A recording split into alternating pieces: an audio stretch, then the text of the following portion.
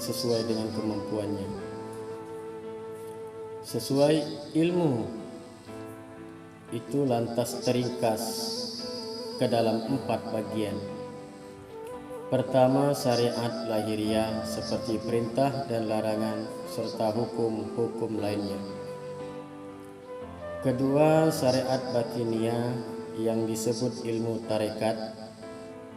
Ketiga, tarekat batiniah yang disebut ilmu ma'rifat. Keempat, batiniah batin yang disebut ilmu hakikat. Keempat ilmu tersebut harus dikuasai sebagaimana Rasulullah SAW bersabda, syariat bagaikan pohon, tarekat bagaikan cabangnya, ma'rifat bagaikan daunnya, dan hakikat adalah buahnya. Al-Quran telah mencakup keempat ilmu tersebut melalui dilalah dan isyarahnya secara tafsir maupun takwil. Pengarang kitab Al-Majmu' berkata, tafsir itu untuk orang awam, sedangkan takwil untuk orang yang khawas, karena mereka adalah ulama rusukh. Rusukh ialah kuat, kokoh dan teguh dalam mengemban ilmu seperti pohon kurma. Akarnya menancap kuat di dalam tanah dan cabangnya menjulang ke langit.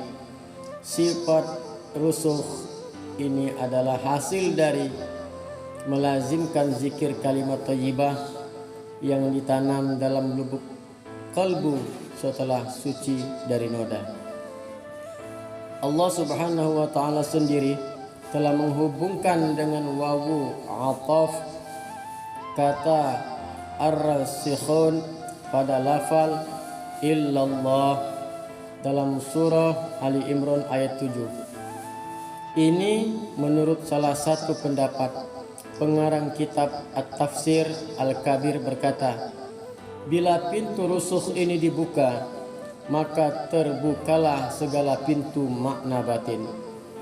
Intinya setiap hamba disuruh menjalankan semua perintah dan menjauhi semua larangan, serta melawan hawa nafsu di setiap tingkatan 4 ilmu ini: syariat, tarekat, hakikat, dan ma'rifat. Hawa nafsu akan menggoda di ruang lingkup syariat ini untuk melakukan hal-hal yang berlawanan dengan syariat. Di ruang lingkup tarekat, hawa nafsu menggoda untuk melakukan sesuatu yang sesuai syariat tapi menipu, seperti mengaku nabi dan wali. Di tingkatan ma'rifat, hawa nafsu menggoda dengan syirik khafi dari bangsa cahaya, seperti mengaku Tuhan. Allah Subhanahu wa ta'ala berfirman dalam Quran surah Al-Furqan ayat 23, maka pernahkah kamu melihat orang yang menjadikan hawa nafsunya sebagai Tuhannya? Adapun di ruang lingkup hakikat, setan, nafsu, dan malaikat tidak dapat masuk, karena selain Allah Subhanahu wa ta'ala semua makhluk akan terbakar. Jibril alaihissalam berkata, andaikan aku masuk meski seujung jari ke alam ini, sungguh aku akan terbakar. Di sini derajat hakikat. Hamba selamat dari perseteruan dengan setan dan hawa nafsu, dan dia menjadi hamba yang tersucikan, mukhlas. Sebagaimana firman Allah Subhanahu wa ta'ala, demi kemuliaanmu pasti aku akan menyesatkan mereka semuanya, kecuali hamba-hambamu yang terpilih di antara mereka. Quran surah Shad ayat 82 dan 83. Adapun hamba yang tidak sampai pada tingkatan hakikat, tidak mukhlas atau tersucikan, ini berarti bahwa sifat kemanusiaan itu tidak akan hancur kecuali dengan tajalli zat. dan kebodohan tidak akan hilang kecuali dengan ma'rifat zat. Sehingga di tingkatan ini Allah Subhanahu wa taala memberi ilmu pada hamba dari sisinya tanpa perantara berupa ilmu laduni. Maka dia mengenal Allah Subhanahu wa taala dengan pengenalannya dan beribadah padanya dengan pengajaran darinya, seperti Nabi Khidir alaihissalam. Di tingkatan hakikat ini hamba menyaksikan roh kursi dan mengenali nabinya Muhammadin sallallahu alaihi wasallam secara hakikat. Maka roh akhir atau roh jismani hamba harmoni menyatu pada roh permulaan, yaitu roh kursi, dan seluruh nabi menyampaikan kabar gembira bahwa ia telah wusul selamanya pada Allah Subhanahu wa taala, sebagaimana firman Allah, dan mereka itulah teman yang sebaik-baiknya. Quran surah An-Nisa ayat 69. Hamba yang tidak sampai tingkatan ilmu hakikat ini tidak disebut alim secara hakikat, walaupun ia membaca sejuta kitab, sebab ia tidak sampai pada rohaniyahnya. Adapun amal ibadah roh jismani adalah dengan ilmu lahir yang pahalanya berupa surga saja, dan penyaksian tajalli sifat-sifat yang bertentangan. Orang alim tidak akan masuk ke alam roh qudsi dan al-qurbah hanya dengan ilmu lahir ini, sebab ia merupakan alam terbang, dan terbang harus menggunakan dua sayap, sehingga hamba yang menguasai ilmu lahir dan ilmu batin atau dua sayap yang sampai ke alam al-qurbah tersebut. Sebagaimana firman Allah Subhanahu wa taala dalam hadis qudsi, "Wahai hambaku, jika engkau ingin masuk ke alam haramku, maka engkau jangan menoleh ke alam mulki, alam malakut, dan alam jabarut. Karena alam mulki adalah setannya orang alim, alam malakut adalah setannya arif, dan alam jabarut adalah setannya al-waqif. Siapa yang tergiur salah satu dari keduanya, maka dia tertolak dari sisiku." Maksudnya, dia tertolak dari alam al-qurbah, tapi tidak tertolak dari surga.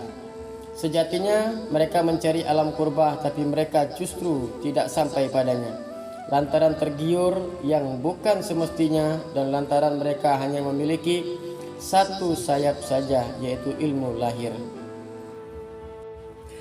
Selain itu, karena ahli qurbah yang telah sempurna ini, balasannya adalah surga yang tak pernah dilihat mata, tak pernah terdengar oleh telinga, dan tidak pernah terbetik di dalam kalbu manusia, yakni surga al-qurbah. Tidak ada bidadari, istana, madu atau susu di dalamnya.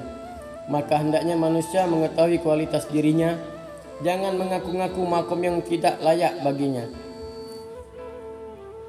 Amirul Mukminin Ali ibn Abi Thalib karamallahu wajhah berkata, Allah menyayangi orang yang menyadari kualitas dirinya dan tidak mengaku makom rohani yang belum dicapai, menjaga lisannya dan tidak menyia-nyiakan usia.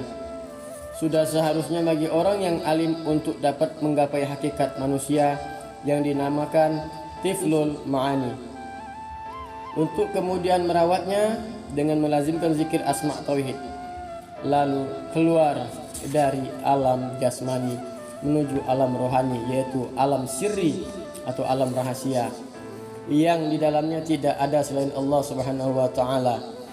Ia semisal padang luas dari cahaya yang tak terbatas.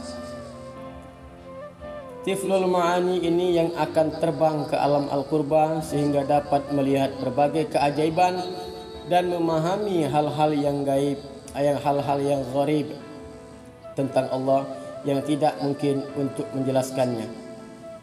Ini adalah makom para ahli tauhid, lenyap dari identitas diri mereka ke dalam wahdah Allah. Di dalam sirri mereka tidak ada yang dirasakan selain melihat cahaya keindahannya, jamalullah. Seperti orang yang tidak bisa melihat ketika sinar matahari memenuhi dirinya. Maka tidak diragukan lagi, manusia yang berhadapan dengan jamalullah tidak akan mampu melihat dirinya karena tertimpa khairah dan wahwiyah. Nabi Isa alaihissalam bersabda, manusia tidak akan masuk ke malakut langit hingga dilahirkan 2 kali, seperti burung yang dilahirkan 2 kali. Yang dimaksud kelahiran kedua adalah lahirnya roh tiflul ma'ani, hasil kompetensi manusia mengolah alam al-insan, mengolah al-insan al-haqiqi. Tiflul ma'ani adalah sirri yang ada dalam diri manusia yang wujud serta ilmunya muncul dari perpaduan cahaya ilmu syariat dan ilmu hakikat. Sebagaimana bayi hasil dari perpaduan sperma dan ovum dari lelaki dan perempuan. Allah Subhanahu wa taala berfirman, sungguh kami telah menciptakan manusia dari setetes mani yang bercampur. Quran surah Al-Insan ayat 2. Setelah tiflul ma'ani lahir, seorang ahli ma'rifat mampu menyeberang dari lautan makhluk hingga yang terdalam. Bahkan semua alam di sekitar alam roh bagai setetes air lautan. Setelah itu, ilmu-ilmu rohani dan ilmu laduni akan datang melimpah tanpa huruf dan suara. Semoga bermanfaat bagi kita semua. Wassalamualaikum warahmatullahi wabarakatuh.